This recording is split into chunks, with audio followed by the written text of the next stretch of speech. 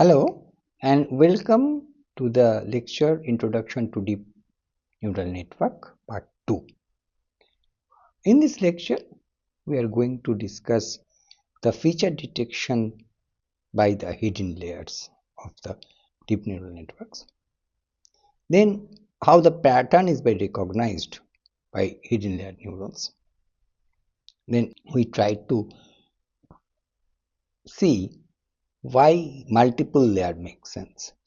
And then we conclude the application of deep neural networks. In the previous lecture, we have seen that the hidden layers basically model the input instances in different layers of abstraction. Initial hidden layers going to model some primitive patterns, and the later layers going to model the more complex patterns. Now, in this example,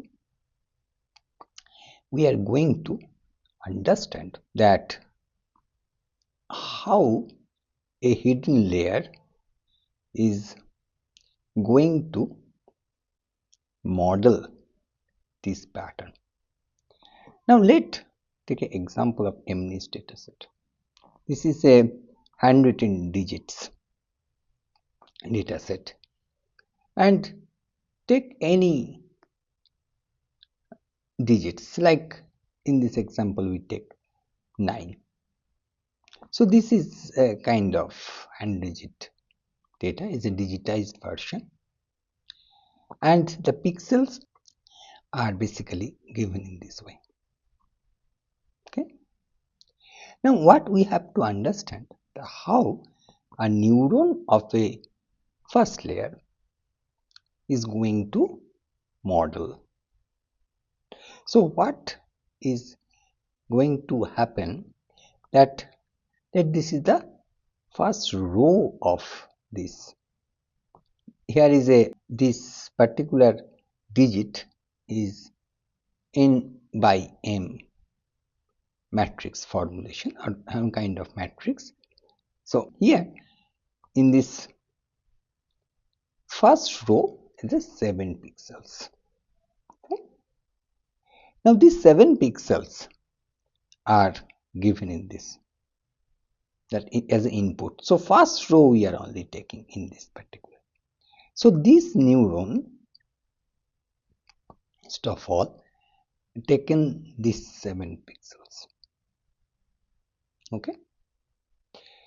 Now the question is coming, that what is doing in this particular pixel.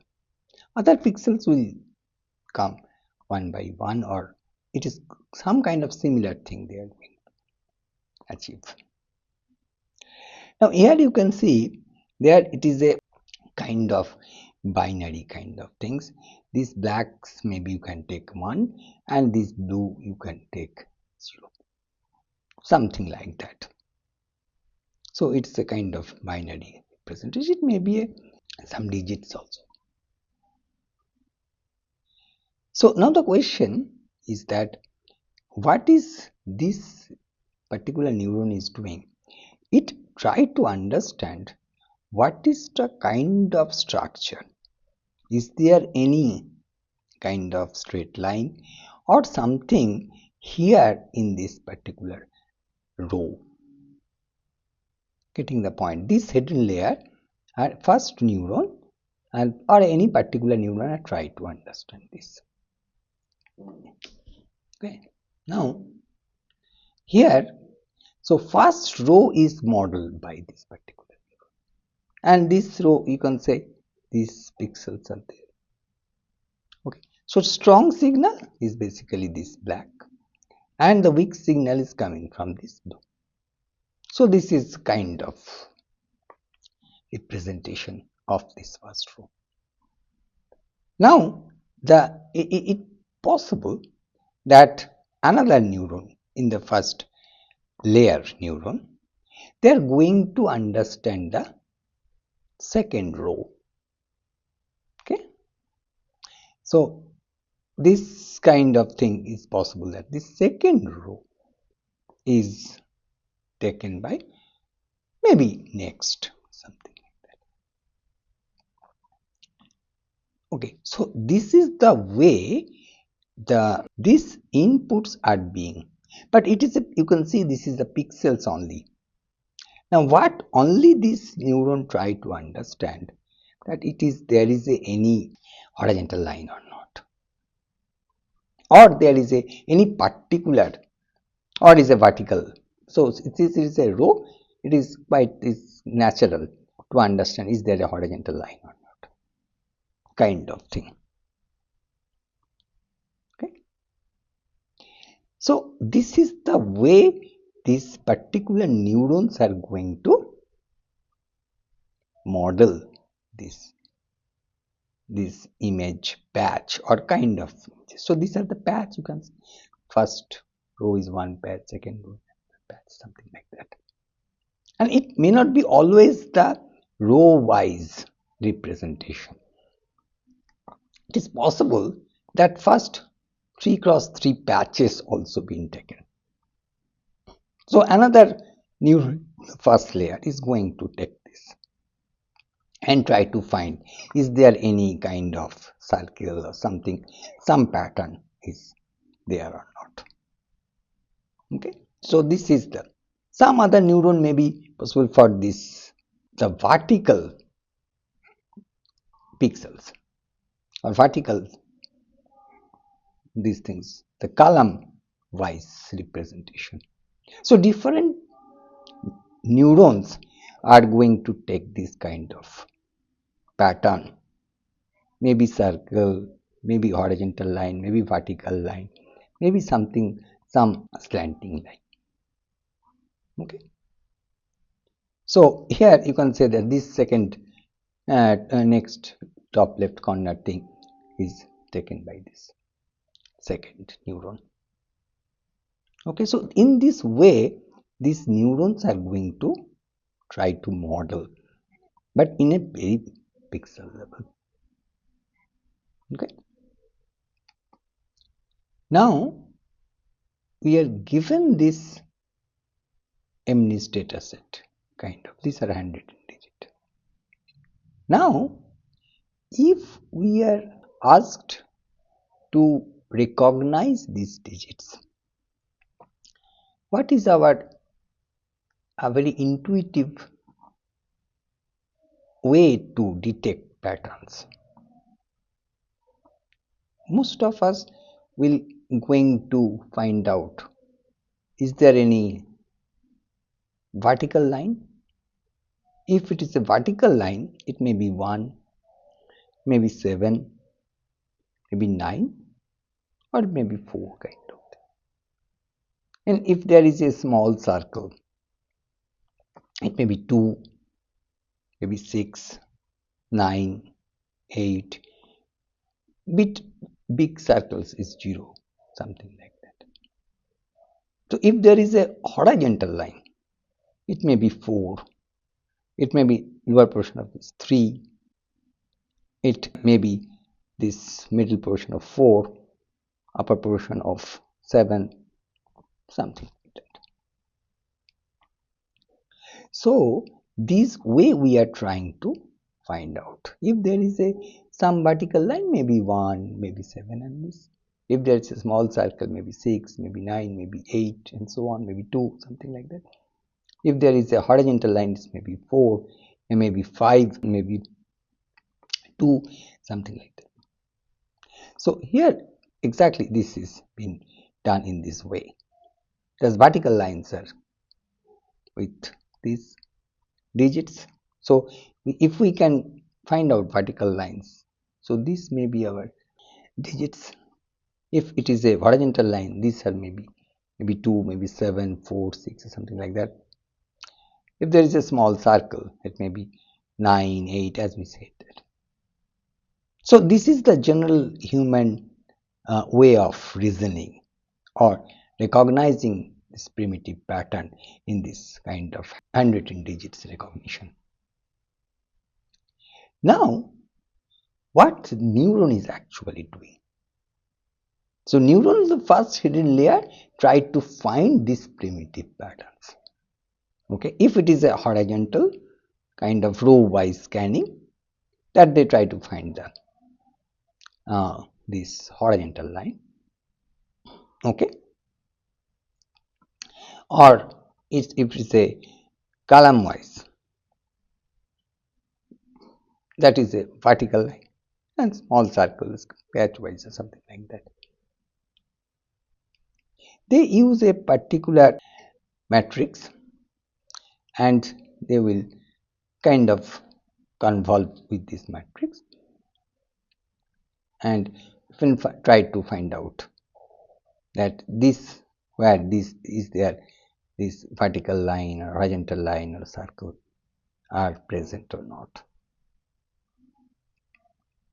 Okay, so in this way that neurons are going to find these patterns. But you see here that this small circle kind of thing, in case of 2 it is a lower part of this digit, but in the case of 9 it's the upper part, for 8 in the both the part, for the 6 in the lower part. So you can find that there is a small circle is exist, but how can we know what is the small circle position in this particular digit? And that is also important. If there is a small circle in bottom part, then it may be 2 or 6.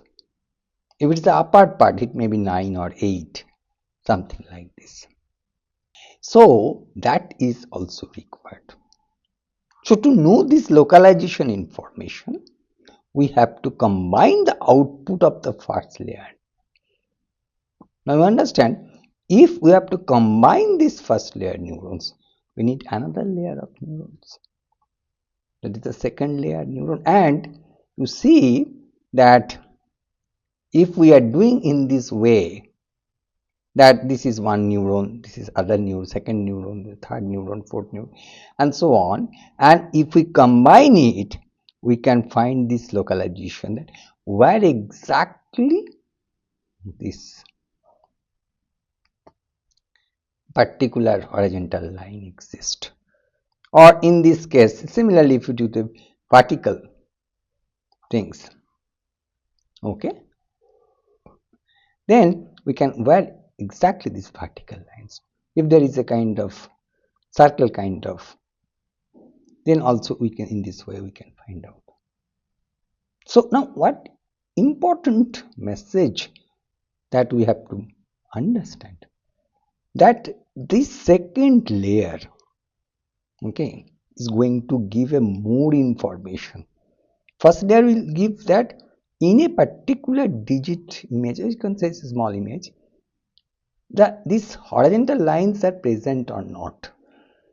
But the second, say, hidden layer will give if it is present, where it is present. So another complex information.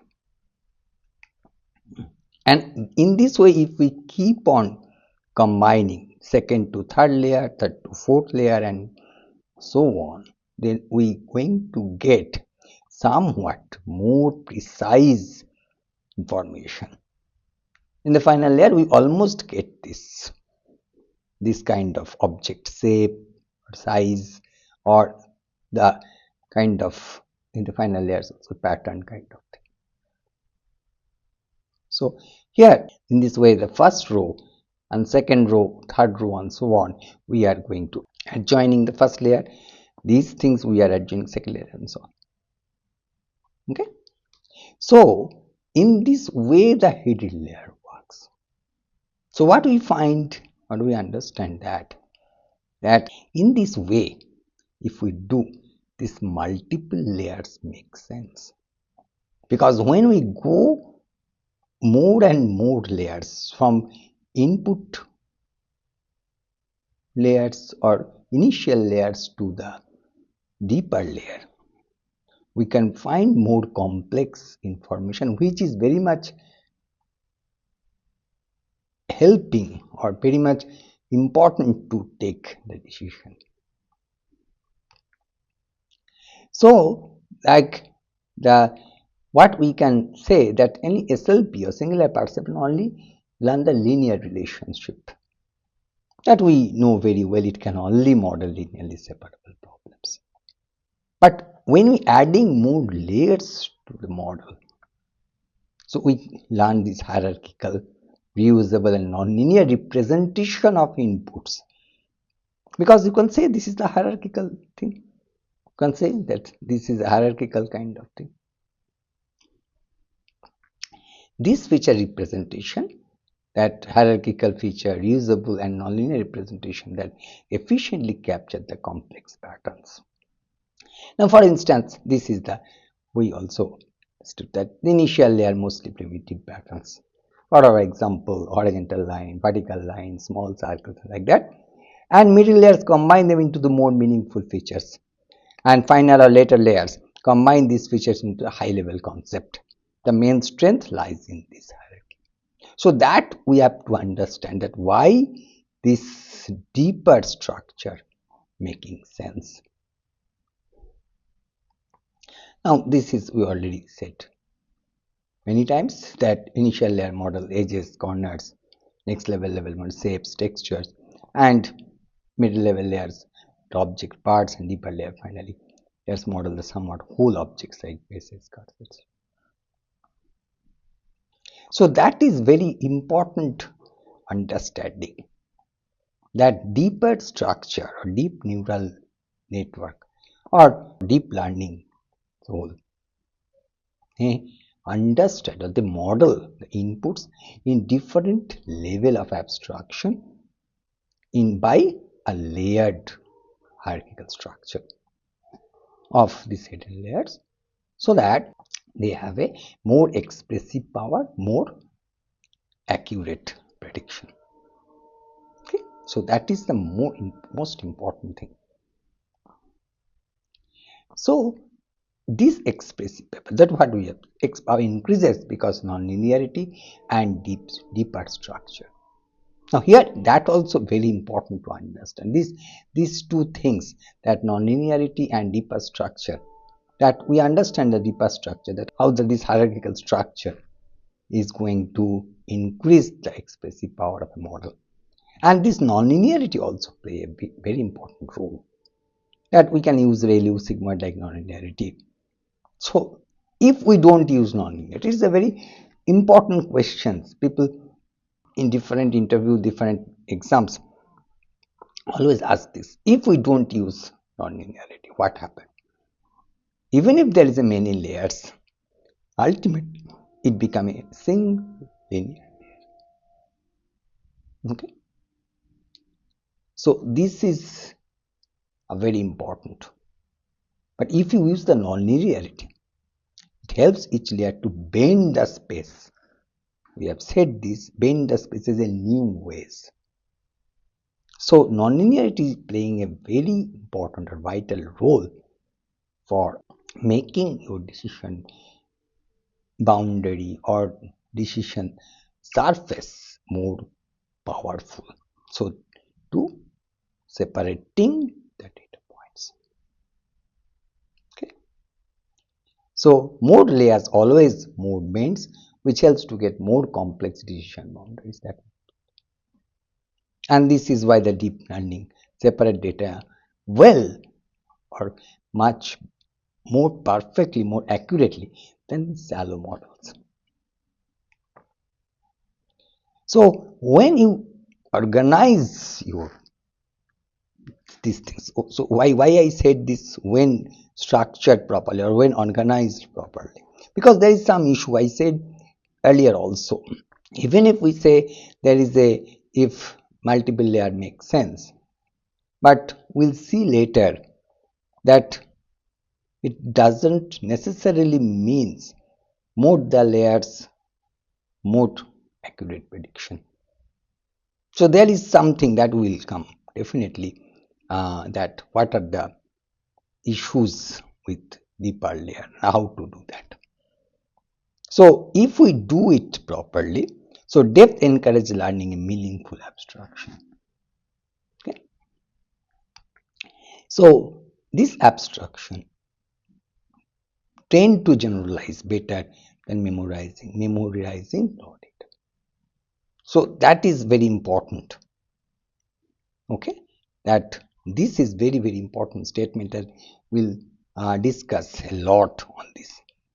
How we, even if there is the model complexity becoming high, we have to very much vigilant that the generalization, we don't lose the generalization capability.